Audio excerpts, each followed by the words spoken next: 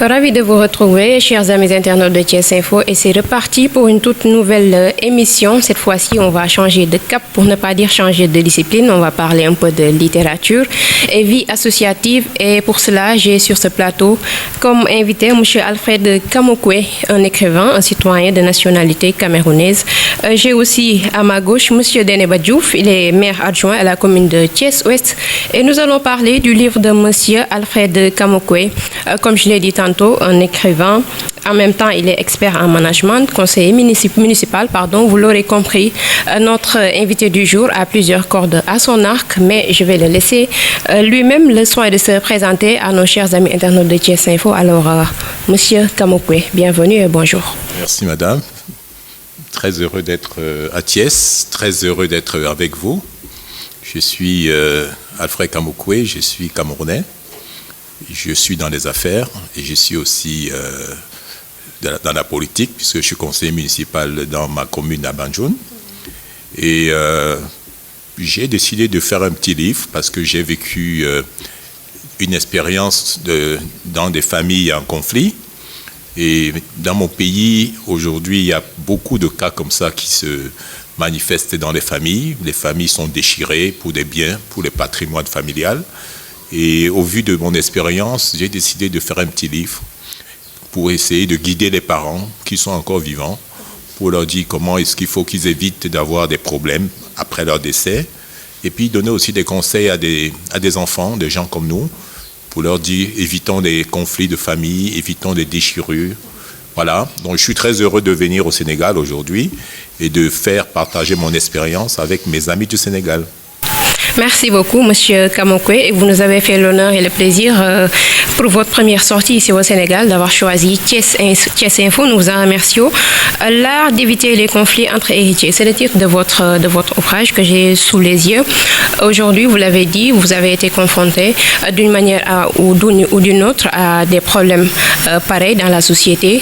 C'est des problèmes que nous vivons nous tous.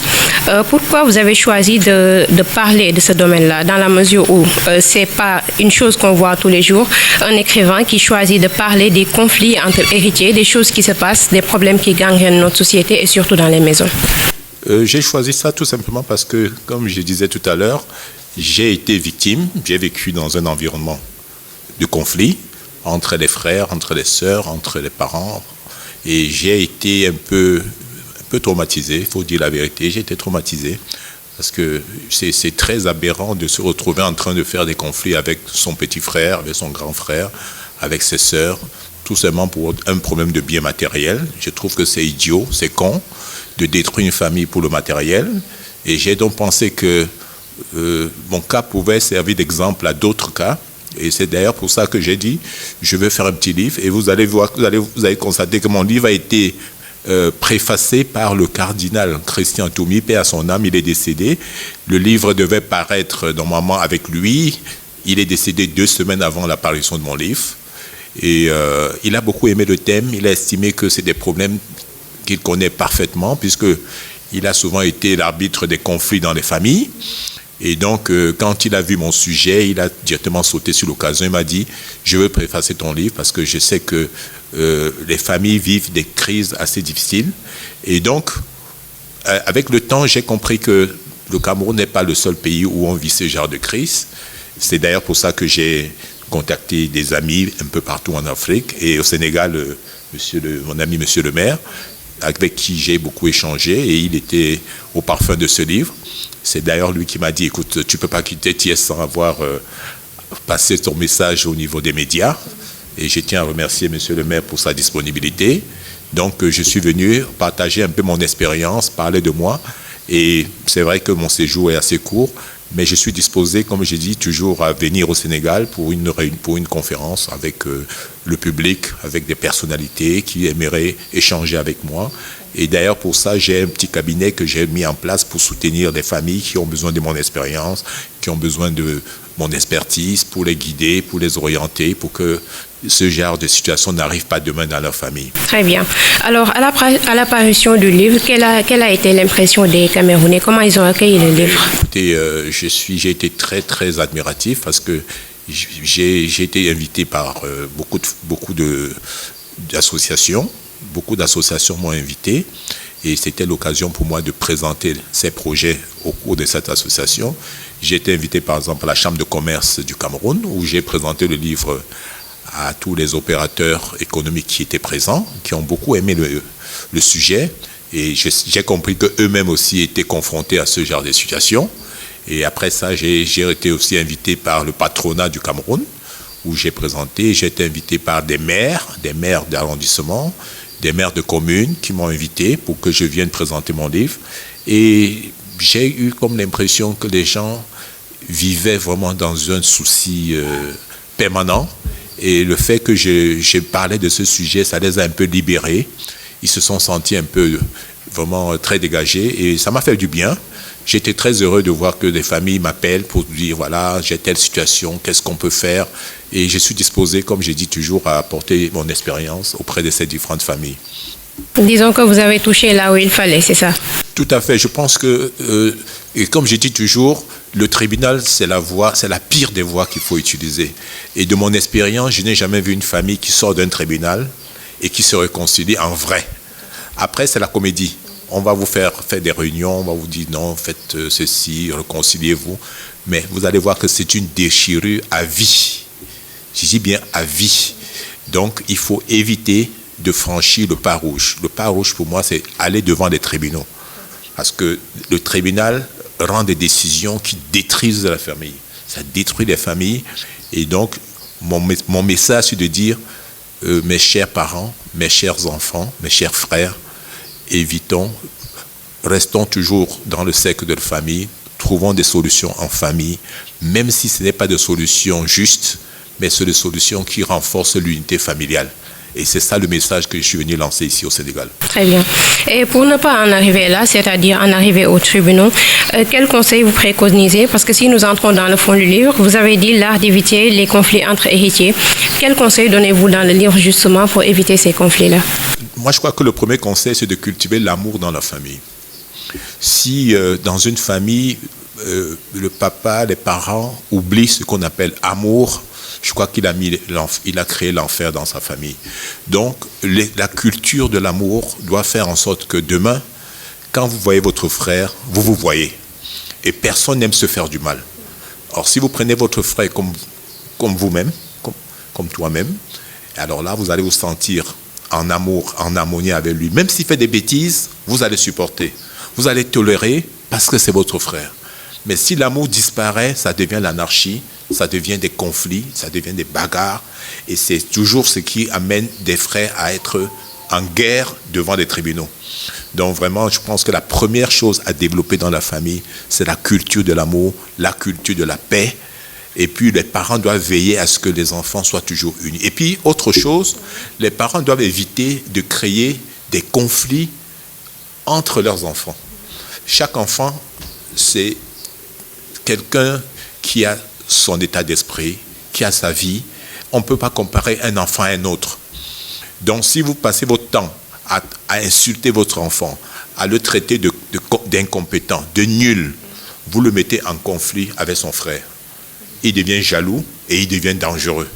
Donc les parents doivent faire très attention. Et au niveau du partage, les parents doivent éviter de donner des partages un peu, entre guillemets, discontinus, ou bien des partages un peu du genre je soutiens Paul et l'autre je ne le soutiens pas. Ça, c'est très dangereux. Un parent doit être juste et il y a plusieurs manières de soutenir un enfant sans que ça soit visible. On n'est pas obligé de porter les biens donnés à une seule personne et les autres subissent. Il faut éviter des frustrations. Parce que quand on atteint un certain âge, la frustration amène la haine. Donc les parents doivent veiller à ce qu'autour de ces enfants, qu'il n'y ait aucune frustration. Donc les parents aussi ont un rôle très important à jouer pour éviter ce genre de conflit entre leurs enfants. Très bien. Je vais revenir à vous, Monsieur Kamokwe. Je rappelle que vous êtes écrivain. Vous avez écrit cet ouvrage qui est l'art d'éviter les conflits entre héritiers. Vous avez 30 ans d'expérience dans les affaires, titulaire d'un exécutif MBA en management obtenu au Canada. Nous allons aussi parler de votre association, qui est une association internationale de valorisation de l'artisan africain. Mais permettez-moi tout d'abord d'en discuter avec à ma droite, Monsieur Deneba Demba Diouf. Je rappelle, il est maire adjoint à la commune de Thiès-Ouest. Bonjour, monsieur Diouf. Bonjour. Bienvenue chez nous. Merci. Alors, comme je l'ai dit, nous allons parler de l'Association internationale de valorisation de l'artisan africain, dont vous êtes le vice-président, si je ne m'abuse, c'est ça? Alors, parlez-nous un peu de cette association, déjà la mise en place et c'est quoi le but? Bon, merci, Alkhaya. Moi, je suis adjoint au maire à Thiès-Ouest. Voilà, donc avec mon frère Alfred, je pense qu'il y a à peu près de 2 ans que l'idée a été émise et par l'entremise également d'un de nos frères qui s'appelle Mamadou Diawara qui vit en Hollande, on a été en contact. Et à partir de ce moment, donc, on a discuté, échangé sur les prémices de la mise en place de cette association, donc Avira, donc qui est l'association internationale pour la valorisation de l'artisan africain. Alors donc le concept aujourd'hui de cette association est né effectivement dans un contexte où nous pensons que l'Afrique aujourd'hui est en train de produire dans nos différents pays dans le secteur de l'artisanat de très très bons produits. Et c'est fort de ce concept que nous avons lancé l'idée autour de la participation des différents pays, cette association qui, dans sa vision, voudrait apporter une dose de patriotisme, une dose également de perfectionnisme, une bonne dose également d'innovation dans le cadre du travail quotidien de nos artisans à travers ce qu'ils font tous les jours. Alors, et ceci est placé dans un contexte assez spécifique. Aujourd'hui, nous avons ce qu'on appelle la ZLECA. C'est la zone de libre-échange intercontinental au niveau de l'Afrique. Alors nous nous sommes dit que l'Afrique va se développer avec les Africains. Et l'artisanat qui est pratiquement placé sous le secteur tertiaire, c'est-à-dire le commerce, nous paraît être un facteur important dans le cadre des échanges entre les pays africains sur la vente entre pays africains. Parce que si vous avez dans les statistiques, nous avons au niveau de l'espace de vente entre les pays africains et les pays occidentaux, c'est à l'ordre de 82%. Alors que la vente interafricaine est aujourd'hui, si je ne m'abuse, à l'ordre de entre 18 et 20%. Donc ceci devrait être corrigé. En quoi faisant? En travaillant sur ce que j'ai dit tout à l'heure, appuyer nos artisans à faire des innovations dans le domaine de la fabrication, des innovations dans le domaine de la vente en ligne, intégrer le marketing web, donc aller sur des choses beaucoup plus innovantes. Et également être des perfectionnistes, c'est-à-dire qu'aujourd'hui, aller vers de la qualité, de la norme, de la certification au niveau de la production artisanale africaine. Alors, c'est fort de ce concept que cette association-là a été mise en place. Et on travaille sur une synergie avec l'ensemble des pays africains, que ce soit le Maghreb, que ce soit l'Afrique du Sud, que ce soit l'Afrique centrale et de l'Ouest, pour aboutir à installer véritablement une association digne de ce nom. Et le lancement de cette association, donc c'est fort d'une réunion que la direction de l'association a eue le mois dernier, qu'on a choisi d'un commun accord de lancer l'association au Sénégal au mois de juin prochain. Très bien. Le lancement se fera donc au mois de juin prochain. Vous avez dit dans votre propos, vous avez fait état de tout un cocktail de perfectionnisme, d'innovation, de patriotisme. Aujourd'hui, vous parlez d'artisans africains. J'imagine que ce qu'on appelle l'impulsion de nos artisans locaux et faire du consommé local une réalité devrait faire partie de votre credo, si je ne peux. Oui. En fait, après avoir développé une innovation, perfectionner nos produits, on va maintenant aller... Parce que pourquoi j'ai parlé de la ZLECA? Pour moi, c'est important. J'y crois. Avira, aujourd'hui, M. Alfred, mon frère, qui est le président, nous croyons aujourd'hui que c'est des outils comme la ZLECA qu'il faut utiliser pour que le commerce intra-africain, à travers la valorisation de l'artisan africain, puisse être une réalité. Une réalité qui, aujourd'hui, je me positionne au Sénégal en tant qu'artisan, je fais une belle chaussure, ou bien la manufacture des arts qui est ici à Thiès fait une belle production, et la vente se fera en ligne. Quelqu'un qui est par exemple au Maghreb ou bien en Afrique du Sud voit le produit, commande le produit et se fait livrer sans se déplacer. Donc, excusez-moi de vous interrompre, mais est-ce qu'on en est là, est-ce qu'on en est encore là aujourd'hui? Cette digitalisation dont vous parlez, cette vente en ligne, est-ce qu'aujourd'hui nos artisans sont véritablement formés pour faire ce commerce-là? Bon, écoutez, il y a les outils. Moi, l'année dernière, je suis allé en Côte d'Ivoire où j'ai tenu une conférence avec des femmes. Je me rends compte qu'aujourd'hui, les Africains veulent prendre leur destin en main. Et c'est fort de ce concept que je crois que nous jeunesse africaine, parce que nous avons une jeunesse très forte, une jeunesse également qui a été à l'aube à l'école. Donc, et de ce point de vue-là, nous avons les compétences de développer une vente au niveau international, en passant par le rehaussement du commerce intra-africain pour aller maintenant vers d'autres horizons en Europe, en Asie, et c'est faisable. Et c'est à partir de ce genre d'initiative que cela va se faire, bien évidemment, par l'accompagnement de l'Union africaine. Nous comptons très prochainement pour le lancement saisir le ministre de l'Artisanat, saisir le président de la République, et que le président Macky Sall puisse porter une communication à l'Union africaine sur cette démarche de renforcement de la zone de libre-échange continentale. Nous y croyons et nous pensons que ça peut être une réalité. Mais force est de reconnaître qu'il faut que derrière cette initiative, que nos États puissent concorder leurs forces pour que ça soit une réalité auprès de nos artisans. Vous êtes, comme je l'ai dit, maire adjoint à la commune de Thiès-Ouest. On parle d'artisanat, nous sommes à Thiès. On a le ministre Pape Amadou Ndiaye, qui est ministre de ce secteur. Je pense que la règle de la priorité aux autochtones devrait s'appliquer, en ce sens qu'il est ministre ici. Vous êtes Thiessois, vous êtes maire adjoint, vous êtes en même temps vice-président de cette association. Qu'est-ce que vous pouvez nous donner comme promesse, on va dire, supposons, pour les artisans qui sont ici à Thiès? Bon, écoutez, sur le plan administratif, déjà, nous avons mené les contacts par l'entremise, parce qu'en fait, tout le temps, pour entrer quelque part, il faut frapper à la bonne porte. Nous avons saisi le président de la Chambre des métiers qui nous a accordé une audience et avec qui nous allons discuter et voir maintenant comment est-ce que la Chambre des métiers du Sénégal pourrait porter cette initiative. Et par cette même Chambre des métiers, saisir le ministre et voir avec lui comment est-ce qu'on peut bouger. Maintenant, pour le compte de l'artisanat thiessois, vous savez, Thiès, c'est le bastion.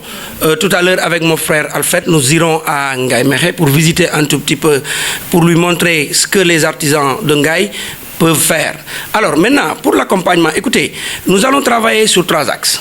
Le premier axe, c'est l'axe d'orientation sur comment acquérir des financements pour professionnaliser le business. Ça, c'est le premier axe sur lequel nous allons travailler lors du lancement de cette association au Sénégal. Le deuxième axe, c'est l'axe marketing digital. Nous pensons que c'est un axe extrêmement important. Et cet axe me paraît, ma foi, important et également efficace en termes pour propulser nos différents artisans à travers leur production pour la vente africaine et pour la vente internationale. Et à ce niveau-là, nous allons cibler Amazon, nous allons cibler Alibaba pour voir comment, pour ne pas faire de publicité, voir comment est-ce que donc, la plateforme internationale peut être mise en ligne. Le troisième axe sur lequel également nous allons travailler, c'est l'axe de l'industrialisation de l'artisanat. Nous pensons qu'aujourd'hui, l'artisanat, le business, ne se fait pas au niveau central. Ça se fait au niveau des acteurs. Et à ce niveau-là, maintenant, c'est des renforcements de capacité, c'est du benchmarking. Moi qui vous parle, je connais bien la Turquie pour avoir visité pendant plusieurs années. Je sais qu'aujourd'hui, une expérience orientée vers la Turquie ou la Chine nous permettrait de saisir des opportunités clés en main de machines qui pourraient booster la production et rendre cette production capable. Et nous allons terminer effectivement par la normalisation, la la qualité sur les produits. Et à partir de ce moment, vous savez, si vous sortez de l'Afrique, la croissance existe chez nous, les gens viennent, mais il faut que nous, Africains, sachions que c'est nous qui allons développer notre terroir et c'est nous qui allons inventer ce développement. Et c'est fort de ce concept que nous y travaillons et nous pensons, Inch'Allah, avec l'accompagnement de l'État du Sénégal, aboutir à cette initiative. Très bien. Vous parliez tantôt de ZLECAf. Aujourd'hui, disons que le Sénégal, c'est votre première destination, mais dans un futur proche, est-ce que vous pensez, disons, vous étendre dans les autres nations, la sous-région? Oui, évidemment. Nous sommes en train de valider au sein de l'équipe dirigeante de l'association un plan d'action axé sur 2030. Alors, dans ce plan d'action maintenant, nous allons effectivement, si le président Macky Sall accepte de porter cette initiative au niveau de l'Union africaine, nous allons adjoindre à cette communication un plan d'action qui prendra en charge l'ensemble des orientations que nous portons pour les pays africains. Au sortir de ce plan d'action, nous pensons pouvoir participer à rehausser le niveau commerce intra-africain et à travers l'artisanat qui est un domaine extrêmement important dans l'économie africaine. Donc c'est ça en fait l'initiative que nous portons auprès des Africains pour dire que tous les pays sont inclus. Le Maghreb, comme je te l'ai dit tout à l'heure, le centre, l'ouest et le sud. Vous parlez du président Macky Sall. Justement, comment se passe aujourd'hui la collaboration avec les autorités étatiques concernant votre association? Ben écoutez, nous avons aujourd'hui une opportunité que nous voulons offrir à l'État du Sénégal pour cette initiative de porter la valorisation de l'artisan africain, en quoi faisant, comme je l'ai dit tout à l'heure, sur les axes que j'ai développés. Et maintenant, force est de reconnaître que maintenant, nous allons travailler à rencontrer, parce que nous, notre porte d'entrée, c'est vraiment l'organisation socio-professionnelle qui regroupe les artisans à travers leurs secteurs différents. Et nous savons également que le Sénégal, à travers cette organisation professionnelle, est très en avance sur les collaborations intra-africaines à travers les participations de nos concitoyens dans les foires qui sont organisées un peu partout en Afrique et dans le monde. Et donc, de ce point de vue-là, nous allons tout simplement venir apporter notre contribution sur l'existant. Et fort de ce concept, nous pensons que nous aurons une oreille attentive du président de la République dans ce sens pour le développement de nos pays. Très bien. Vous parlez de foire tantôt. Récemment, on a eu à voir l'Expo de Dubaï 2020. Est-ce qu'on peut s'attendre aujourd'hui avec votre association à ce genre d'innovation? Par exemple, des artisans locaux ici, venant de Thiès, du Sénégal en général, se rendre à Douala pour faire une expo? Oui, je l'ai dit tout à l'heure. Donc, dans le plan d'action que nous avons développé, nous allons y mettre une bonne dose de promotion des produits africains. D'abord sur le marketing digital, mais également en présentiel.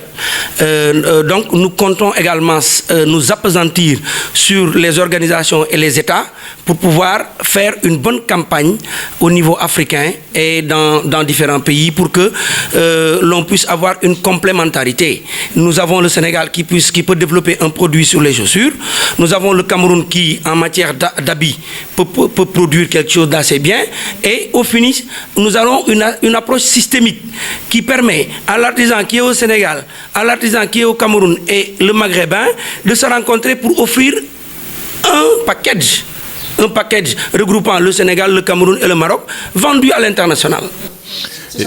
Et pour compléter un peu l'idée de ce que vient de dire mon frère Denaba, je crois que l'idée, c'est de valoriser le Made in Africa. Parce que jusqu'à présent, si vous faites le tour du monde, vous allez voir que les produits africains ne sont pas visibles dans le monde. Les Chinois nous ont inondé leurs produits, les Américains nous inondent avec leurs boissons, d'autres produits, les Européens pareil, mais l'Afrique n'inonde pas le monde. Donc nous devons aussi être présents sur le marché mondial. Le business maintenant, c'est une course, c'est une bagarre. Et nous ne pouvons pas laisser l'Afrique être absent dans le monde des affaires. Donc notre association a pour mission de booster dans cette volonté de l'Afrique, amener nos artisans à être, pour que leurs produits restent aussi visibles dans le monde des affaires. Et puis une autre manière aussi de développer, comme disait mon frère tout à l'heure, c'est que nous voulons créer ce qu'on appelle des salons au niveau de l'Afrique. Ça veut faire en sorte que tous les 2 ans, un pays africain accueille notre association dans un objectif de créer un salon intra-africain. Ça permettrait donc à chaque pays d'envoyer ses artisans, parce que nous allons organiser, ce que vous devez savoir aussi, c'est que chaque pays doit organiser des concours pour élire les meilleurs artisans. Du coup, imaginez-vous qu'on décide d'élire les meilleurs 10 artisans par pays. Et qu'on se regroupe dans un pays, si c'est 20 pays, ça fait 20 multiplié par 10 artisans, ça fait 200 artisans. Imaginez-vous 200 artisans africains dans un seul endroit. Et que tous les pays du monde soient invités pour venir voir ce que les Africains font. Mais vous ne pouvez pas imaginer ce que ça peut donner. Et c'est d'ailleurs pour ça qu'avec mon frère, nous allons travailler avec toutes les structures internationales, les bailleurs de fonds, tous les organismes internationaux, pour leur dire, nous voulons créer un marché africain et nous voulons aussi créer un marché mondial. Venez voir le Made in Africa en Afrique. Parce qu'il n'y a pas trop ça. Nous allons voir les salons des autres. Moi, j'ai fait beaucoup de salons dans le monde comme mon frère, mais je n'ai jamais fait un salon en Afrique, tout simplement parce que c'est toujours des choses bricolées, fait un peu à l'artisanat africain, fait un peu à la petite taille. Nous voulons faire des grands salons reconnus mondialement, de telle manière que les Africains peuvent être fiers de présenter leurs produits aux yeux du monde. Et si nous atteignons cet objectif, je pense que les Africains n'auront plus de frustration à dire « mes produits n'existent pas ». Et ça, je pense que c'est un peu le combat que nous voulons mener. C'est justement ça que vous voulez corriger, raison pour laquelle vous avez mis en place cette association internationale de valorisation de l'artisan africain. Je vous souligne d'ailleurs, M. Kamokwe, que vous êtes habillé d'un très beau costume africain. Allez, donc là, aujourd'hui, le lancement va se faire au mois de juin, c'est ça? Oui. Mais aujourd'hui, où en sommes-nous au niveau des travaux? Les collaborations aujourd'hui à l'échiquier national et international, où en est l'association? Alors, à ce niveau-là, nous avons mis en place lors de cette réunion dont j'ai parlé tout à l'heure, en place un comité d'organisation, évidemment dirigé par mon frère Alfred, qui est le président de l'association. Et nous avons également mis en place un comité scientifique que je dirige, qui va travailler maintenant sur les thématiques. Et à partir des thématiques que nous avons développées, vont se faire des ateliers à travers les participants qui vont nous venir de toute l'Afrique. Nous allons vraiment faire de ce lancement un moment fort et un grenier de réflexion à travers les différents participants qui maîtrisent au moins au niveau local. Nous allons en faire une synergie globale pour décliner une vision d'une dizaine d'années que nous allons véritablement mettre en ligne à travers un soutien de l'ensemble des pays africains. Et je pense, en tant que patriote, que ce genre d'initiative ne peut qu'être salutaire auprès de nos autorités, dans la mesure où ce genre d'initiative va influer sur le vécu de nos concitoyens africains, à rehausser leur niveau de vie, à faire de telle sorte que nous puissions aujourd'hui voyager en Chine et retrouver des produits qui ont été faits, par exemple en Mozambique, et les retrouver heureusement bien faits, avec de la qualité, et que les gens puissent venir les chercher, qu'on puisse les vendre, et que l'Afrique puisse s'adosser sur son artisanat pour se développer. Monsieur Kamokwe, pour terminer avec vous, je rappelle aussi que vous êtes conseiller municipal. Vous êtes un écrivain engagé? Non, je ne suis pas un écrivain engagé. J'ai été tout simplement inspiré par un domaine qui m'a beaucoup touché et j'ai voulu partager mon expérience avec le public africain. Et donc, je me considère pas particulièrement comme un écrivain. Non. Je suis dans le monde des affaires depuis 30 ans, plus de 30 ans. C'est ce que je sais, c'est ce que j'ai appris à l'école. C'est ce que je fais de mieux dans ma vie. C'est ce qui me fait gagner ma vie. Donc, écrire, ça a été une opportunité d'expérience de ce que j'ai vécu et je voulais partager cette expérience avec mes frères d'Afrique. Très bien. Monsieur Diouf, vous, par contre, vous êtes politicien, vous êtes maire adjoint, c'est ça? Oui, je suis maire adjoint, mais pas politicien. Je travaille dans le domaine du business halal. Je travaille sur le business halal depuis, disons, une dizaine d'années, 12, voire 12 ans. Donc, je travaille avec le professeur Hadiatoula Fall. On réfléchit au Sénégal à la mise en place du business halal comme levier de développement. Le business halal, au départ, les gens pensaient que c'était de l'abattage quand on parlait du halal. Non, c'est pas de l'abattage. Le halal, c'est un système de vie pour le musulman. C'est la traçabilité sur les produits que nous consommons pour que ça soit licite, pour que ça soit conforme aux principes de l'islam. Et vous savez aujourd'hui que le business halal engrange plus de 3 000 milliards de dollars au niveau international et que cette manne financière qui existe, nous devrions travailler à faire profiter aux Sénégalais et aux Ouest africains à ce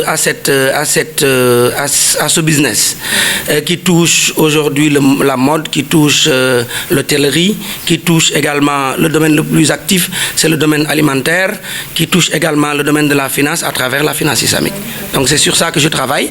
Nous avons maintenant eu une contribution à travers au niveau de la commune de Thiès-Ouest, mais également j'ai une autre casquette de conseiller spécial du maire de la ville en matière de coopération et de partenariat. Donc nous bouclons, je boucle ma 7e année de participation au conseil municipal de Thiès-Ouest et aux côtés du maire de la ville en tant que conseiller. Et nous sortons aujourd'hui pas satisfaits du tout, dans la mesure où il y a beaucoup de problèmes.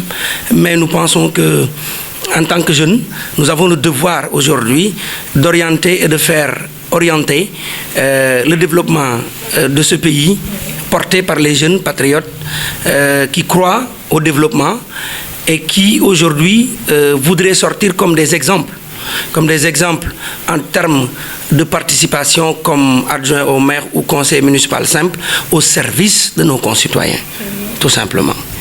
Nous nous dirigeons vers des échéances locales. Il y a aujourd'hui beaucoup de bruit dans le pays que les politiciens font aujourd'hui avec cette course aux mairies. Vous avez dit que vous n'êtes pas politicien, mais vous avez quand même un message à laisser à vos amis politiciens. Oui, évidemment. Vous savez, moi, mon message, le premier message que j'ai en face de mes concitoyens sénégalais, c'est d'abord la non-violence. Je pense qu'aujourd'hui, il faut prôner la non-violence. Il faut aller vers une jongante bu simple, bu saine. Voilà, un match sain avec fair play, avec l'esprit très simple. Et savoir que les Sénégalais sont en face de nous et suñuy nawle lañ. Et de ce point de vue-là, je pense que il y a lieu de laisser aux concitoyens sénégalais qui sont inscrits à travers les listes de regarder et de voir effectivement quels sont les meilleurs profils pour porter le développement de notre terroir.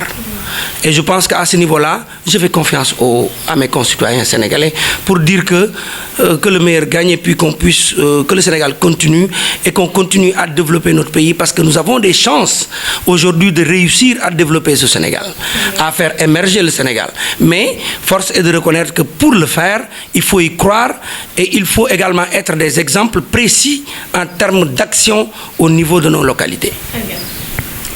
Voilà qui est clair. En tout cas, moi, c'est décidé. Je vais délaisser le journalisme pour m'engager dans le business halal, puisque c'est 3 millions de dollars. Oui, c'est décidé. Je vais m'engager dans le business halal. Alors, M. Kamokwe, pour boucler la boucle, c'est votre première fois au Sénégal, vos impressions? Mon premier séjour au Sénégal. Et surtout, j'ai été admirablement surpris. Je suis très heureux d'être vraiment ici à Thiès. Quand j'ai la chance d'avoir des frères comme ça, d'autres amis qui sont vraiment à mes côtés, qui m'accompagnent, qui me donnent des conseils, qui me guident, vous pensez que quand on a cette chance-là, on ne peut que aimer ce pays. Donc le Sénégal, pour moi, c'est un pays d'amis, c'est un pays de fraternité et je suis fier d'être ici au Sénégal. Très bien. Nous sommes fiers aussi, M. Kamokwe, de vous avoir reçu sur ce plateau de Thiès Info. Voilà que nous allons terminer la boucle. Comme je l'ai dit, ce fut un plaisir de vous avoir reçu ici. Un plaisir de vous avoir reçu aussi, M. Deneba Diouf, maire adjoint de la commune de Thiès-Ouest. Et merci beaucoup, chers internautes de Thiès Info, de nous avoir suivis avec intérêt. Nous vous donnons rendez-vous une prochaine fois pour d'autres invités. À bientôt sur les écrans de Thiès Info.